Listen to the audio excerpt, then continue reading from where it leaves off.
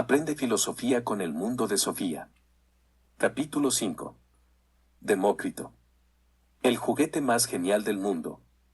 Sofía cerró la caja de galletas que contenía todas las hojas escritas a máquina que había recibido del desconocido profesor de filosofía. Salió a hurtadillas del callejón y se quedó un instante mirando al jardín. De repente, se acordó de lo que había pasado la mañana anterior. Su madre había bromeado con la carta de amor durante el desayuno. Ahora se apresura hasta el buzón para evitar que aquello volviera a suceder. Recibir una carta de amor 2 días seguidos daría exactamente el doble de corte que recibir una. De nuevo había allí un pequeño sobre blanco. Sofía comenzó a vislumbrar una especie de sistema en las entregas. Cada tarde había encontrado un sobre grande y amarillo en el buzón. Mientras leía la carta grande, el filósofo solía deslizarse hasta el buzón con un sobrecito blanco. Esto significaba que no le resultaría difícil descubrirlo. ¿O descubrirla? Si se colocaba ante la ventana de su cuarto, tendría buena vista sobre el buzón y seguro que llegaría a ver al misterioso filósofo. Porque sobrecitos blancos no surgen por sí mismos así como así. Sofía decidió estar muy atenta al día siguiente. Era viernes y tenía todo el fin de semana por delante. Subió a su habitación y abrió allí el sobre. Esta vez solo había una pregunta en la nota, pero la pregunta era, si cabe, más loca que aquellas 3 que habían venido en la carta de amor. ¿Por qué el Lego es el juguete más genial del mundo? En primer lugar, Sofía no estaba segura de estar de acuerdo con que el Lego fuese el juguete más genial del mundo, al menos había dejado de jugar con él hacía muchos años. En segundo lugar, no era capaz de entender qué podía tener que ver el Lego con la filosofía. Pero era una alumna obediente y empezó a buscar en el estante superior de su armario. Allí encontró una bolsa de plástico llena de piezas de Lego de muchos tamaños y colores. Por primera vez en mucho tiempo, se puso a construir con las pequeñas piezas. Mientras lo hacía, le venían a la mente pensamientos sobre el Lego. Resulta fácil construir con las piezas del Lego, pensó. Aunque tengan distinta forma y color, todas las piezas pueden ensamblarse con otras. Además son indestructibles. Sofía no recordaba haber visto nunca una pieza de Lego rota. De hecho, todas las piezas parecían tan frescas y nuevas como el día, hacía ya muchos años, en que se lo habían regalado. Y sobre todo, con las piezas del Lego podía construir cualquier cosa. Y luego podía desmontarlas y construir algo completamente distinto. ¿Qué más se puede pedir? Sofía llegó a la conclusión de que el Lego, efectivamente, muy bien podía llamarse el juguete más genial del mundo. Pero seguía sin entender qué tenía que ver con la filosofía. Pronto Sofía construyó una gran casa de muñecas. Apenas se atrevió a confesarse a sí misma que hacía mucho tiempo que no lo había pasado tan bien como ahora. ¿Por qué dejaban las personas de jugar? Cuando la madre llegó a casa y vio lo que Sofía había hecho, se le escapó, qué bien que todavía seas capaz de jugar como una niña. Va. Estoy trabajando en una complicada investigación filosófica. Su madre dejó escapar un profundo suspiro. Seguramente estaba pensando en el conejo y en el sombrero de copa. Al volver del instituto al día siguiente, Sofía se encontró con un montón de nuevas hojas en un gran sobre amarillo. Se llevó el sobre a su habitación y se puso enseguida a leer, aunque al mismo tiempo vigilaría el buzón. La teoría atómica. Aquí estoy de nuevo, Sofía. Hoy conocerás al último gran filósofo de la naturaleza. Se llamaba Demócrito, aproximadamente 460 a 370 a.C., y venía de la ciudad costera de Abdera, al norte del mar Egeo. Si has podido contestar a la pregunta sobre el Lego, no te costará mucho esfuerzo entender lo que el proyecto de este filósofo. Demócrito estaba de acuerdo con sus predecesores en que los cambios en la naturaleza no se debían a que las cosas realmente cambiaran. Suponía, por lo tanto, que todo tenía que estar construido por unas piececitas pequeñas e invisibles, cada una de ellas eterna e inalterable. A estas piezas más pequeñas Demócrito las llamó átomos. La palabra átomo significa indivisible. Era importante para Demócrito poder afirmar que eso de lo que todo está hecho no podía dividirse en partes más pequeñas. Si hubiera sido así, no habrían podido servir de ladrillos de construcción. Pues, si los átomos hubieran podido ser limados y partidos en partes cada vez más pequeñas, la naturaleza habría empezado a flotar en una pasta cada vez más líquida. Además, los ladrillos de la naturaleza tenían que ser eternos, pues nada puede surgir de la nada. En este punto, Demócrito estaba de acuerdo con Parménides y los eleáticos. Pensaba, además, que los átomos tenían que ser fijos y macizos, pero no podían ser idénticos entre sí. Si los átomos fueran idénticos, no habríamos podido encontrar ninguna explicación satisfactoria de cómo podían estar compuestos, pudiendo formar de todo, desde amapolas y olivos, hasta piel de cabra y pelo humano. Existe un sinfín de diferentes átomos en la naturaleza, decía Demócrito. Algunos son redondos y lisos, otros son irregulares y torcidos. Precisamente por tener formas diferentes, podían usarse para componer diferentes cuerpos. Pero aunque sean muchísimos y muy diferentes entre sí, son todos eternos, inalterables e indivisibles. Cuando un cuerpo, por ejemplo un árbol o un animal muere y se desintegra, los átomos se dispersan y pueden utilizarse de nuevo en otro cuerpo.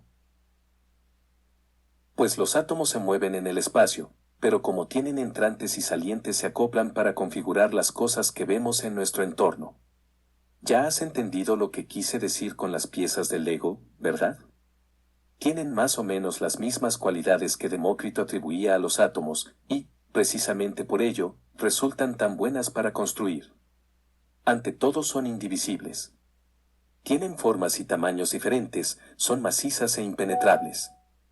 Además, las piezas del Lego tienen entrantes y salientes que hacen que las puedas unir para poder formar todas las figuras posibles. Estas conexiones pueden deshacerse para poder dar lugar a nuevos objetos con las mismas piezas. Lo bueno de las piezas del Lego es precisamente que se pueden volver a usar una y otra vez. Una pieza de Lego puede formar parte de un coche un día y de un castillo al día siguiente. Además podemos decir que las piezas del Lego son eternas. Niños de hoy en día pueden jugar con las mismas piezas con las que jugaban sus padres. También podemos formar cosas de barro, pero el barro no puede usarse una y otra vez, precisamente porque se puede romper en trozos cada vez más pequeños, y porque esos pequeñísimos trocitos de barro no pueden unirse para formar nuevos objetos. Hoy podemos más o menos afirmar que la teoría atómica de Demócrito era correcta. La naturaleza está, efectivamente, compuesta por diferentes átomos que se unen y que vuelven a separarse. Un átomo de hidrógeno que está asentado dentro de una célula en la punta de mi nariz, perteneció, en alguna ocasión, a la trompa de un elefante. Un átomo de carbono dentro del músculo de mi corazón estuvo una vez en el rabo de un dinosaurio. En nuestros días, la ciencia ha descubierto que los átomos pueden dividirse en partículas elementales. A estas partículas elementales las llamamos protones, neutrones y electrones. Quizás esas partículas puedan dividirse en partes aún más pequeñas. No obstante, los físicos están de acuerdo en que tiene que haber un límite. Tiene que haber unas partes mínimas de las que esté hecho el mundo. Demócrito no tuvo acceso a los aparatos electrónicos de nuestra época. Su único instrumento de verdad fue su inteligencia. Y su inteligencia no le ofreció ninguna elección. Si de entrada aceptamos que nada cambia, que nada surge de la nada y que nada desaparece, entonces la naturaleza ha de estar compuesta necesariamente por unos minúsculos ladrillos que se juntan y que se vuelven a separar.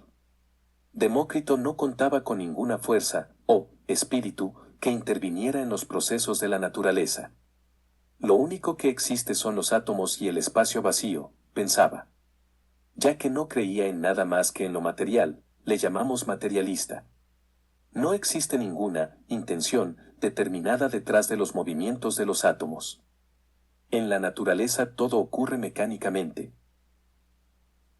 Eso no significa que todo lo que ocurre sea casual, pues todo sigue las leyes inquebrantables de la naturaleza. Demócrito pensaba que había una causa natural en todo lo que ocurre, una causa que se encuentra en las cosas mismas. En una ocasión dijo que preferiría descubrir una ley de la naturaleza a convertirse en rey de Persia.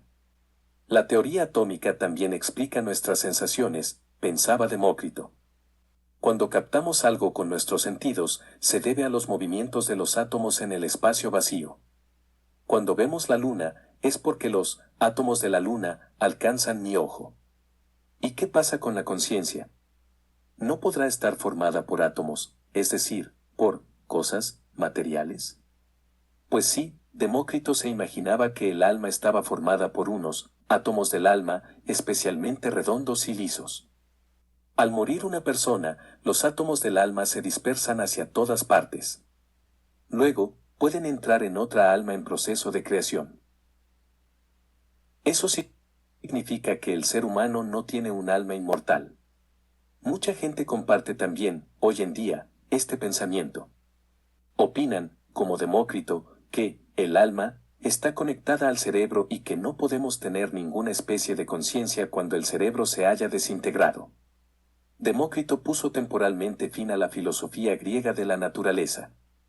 Estaba de acuerdo con Heráclito en que todo en la naturaleza fluye. Las formas van y vienen. Pero detrás de todo lo que fluye, se encuentran algunas cosas eternas e inalterables que no fluyen. A estas cosas es a lo que Demócrito llamó átomos. Mientras leía, Sofía miraba por la ventana para ver si aparecía junto al buzón el misterioso autor de las cartas. Se quedó mirando a la calle fijamente, pensando en lo que acababa de leer. Le pareció que Demócrito había razonado de un modo muy sencillo y, sin embargo, muy astuto. Había encontrado la solución al problema de la materia primaria y del cambio. Este problema era tan complicado que los filósofos lo habían meditado durante varias generaciones. Pero al final, Demócrito había solucionado todo el problema utilizando simplemente su inteligencia. Sofía estaba a punto de echarse a reír. Tenía que ser verdad que la naturaleza estaba hecha de piececitas que nunca cambian.